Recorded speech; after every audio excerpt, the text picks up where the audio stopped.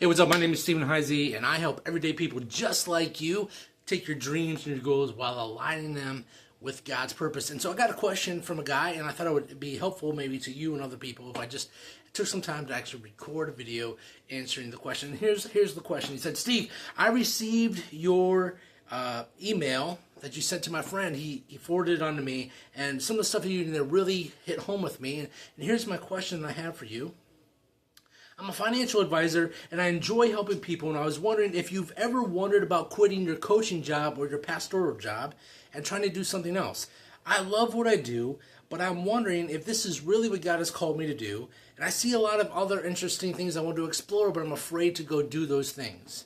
How do you know what God has called you to do? Hey, that's a great question. Thank you for reaching out to me, and I'm going to do my best to answer that question today. So just a little bit of background about me. My name is Steven Hisey, and my dream was never to be a pastor. My dream was to be a baseball player. I pursued that with all my heart, my soul, my mind. I became a decent baseball player. I went to college on a scholarship.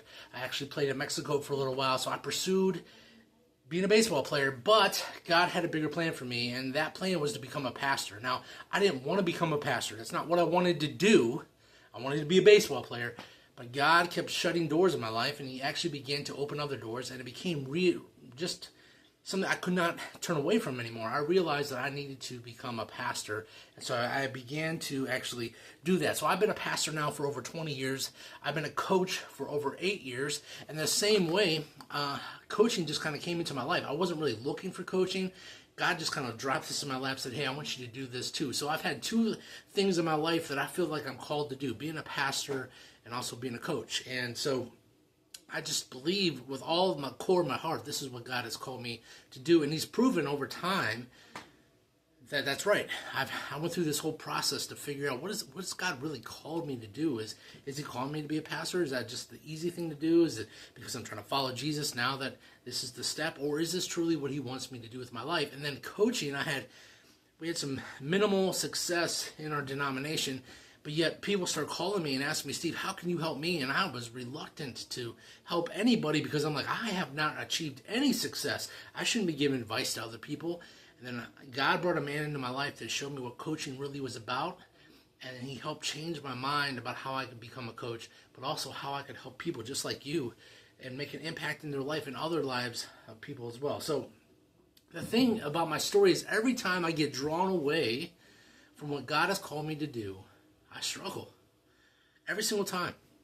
I've had opportunities when I was a pastor, right? I was called to do this. I knew I was called to do this, but I also was called to that situation, and I believe that too. I was early on. I was maybe 2 or 3 years in. Another church approached me. They were to pay me 3 times what I was making, that was very lucrative, very appealing. But I wasn't ready, and I knew that I wasn't ready. And I'm glad I said no because I felt I was called to that place and to that purpose and to that mission. Because if I would have said yes, guess what? It was a larger church, would have had more problems. I probably never would have continued to be a pastor. I would have thought that I was struggling, right? So it's hard. You have to know what you're called to do.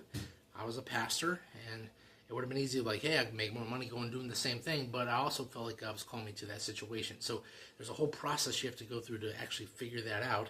But every time that I walk away from coaching, every time I walk away from being a pastor, my life gets harder.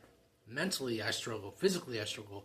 Spiritually, I struggle. And I struggle in a lot of ways. And so every time that I walk away from what God has called me to do, I struggle. And I believe to the core of my being that I'm called to be a pastor. And I even believe that I'm called to be a coach. And so I know that those are my lanes. I need to stay in those lanes. And the one thing that I really want to urge you to do is take the time to figure out, what does God call me to do?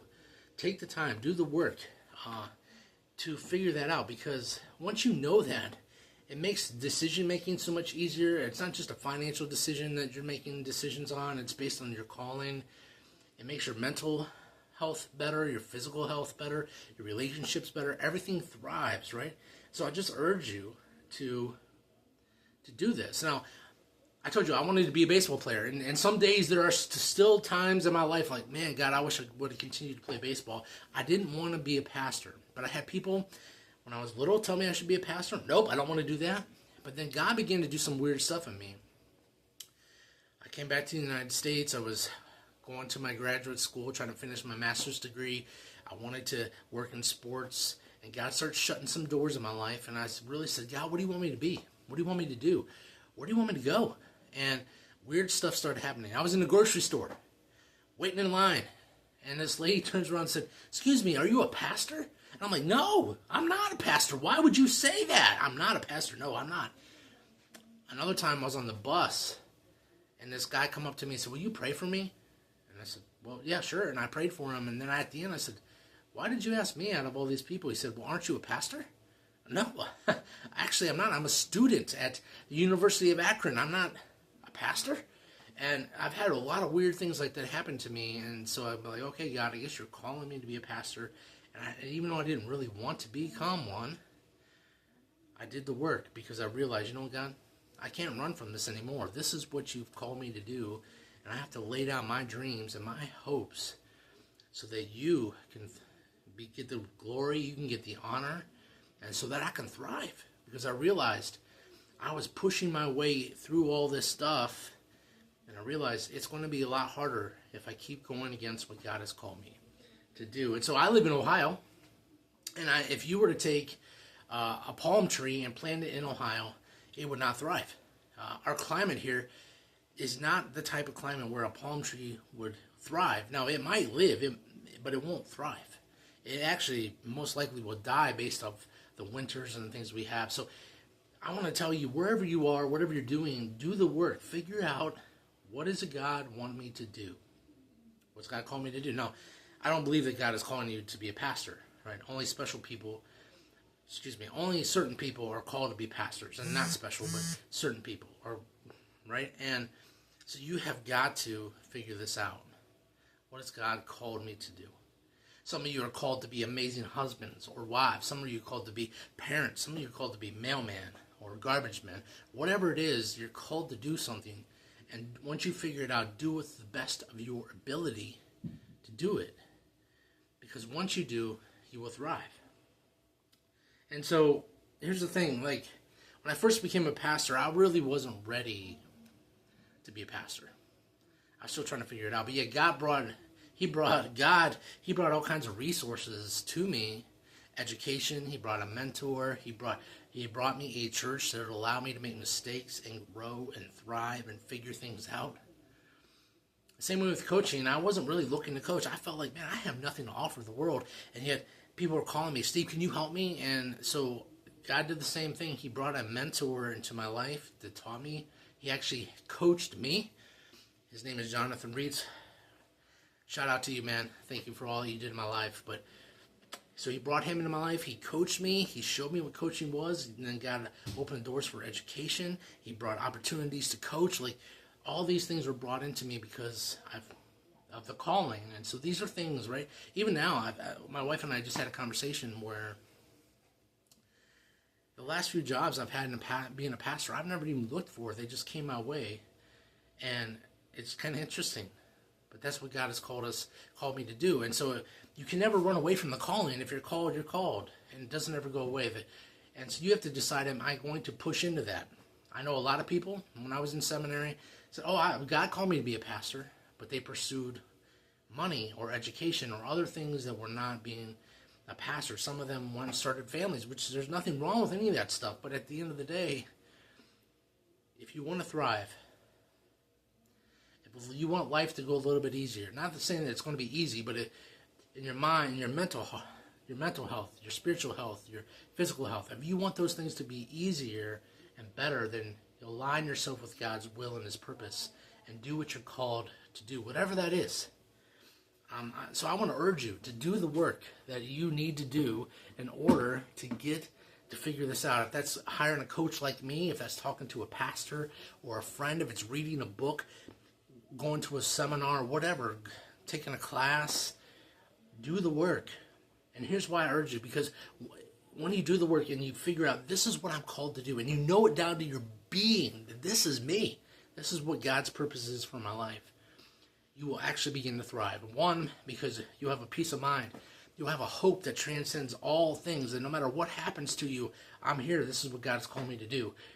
And then also, man, at the end of the day, I'm aligned with what God wants me to do. And so if you need to have a conversation with somebody about that, I'd be glad to have that kind of conversation with you. If not, you can even reach out to me, and I have resources. I could send you some people that I know that would be a great resource for you to help you figure that out. But at the end of the day, no matter who you are, if you're a single mom, be the best single mom you could possibly be. If you're a dad that gets up and goes to the factory or whatever it is that you do, then you go and do that to the best of your ability. Be the best that you can possibly be, and do it to the best of your ability so that God receives the glory, the honor, and the praise. In the meantime, begin to pray, God, I'm thankful for all the things you've given me, but I really want to be aligned with your will. And I want to be aligned with your purpose. And so what is your purpose? Begin to show me that. And if I have to take steps in another direction, give me the strength and help me be brave enough and help me trust you so that I can do that.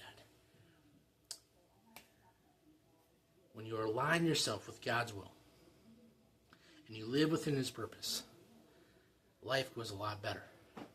And that's my prayer for you, that you would take the steps, whatever those are, to actually align yourself with God's purpose so that your life will go a little bit better. But your dreams, your goals, your hopes, all the things that you want to do in life are aligned with his will. And at the end of the day, you can say, God, I'm doing everything I possibly can to live and be who you want me to be and do what you want me to do. Hey, you have a great day. And if you need to get a hold of me for anything, leave me a message and contact me. I'm glad to help you.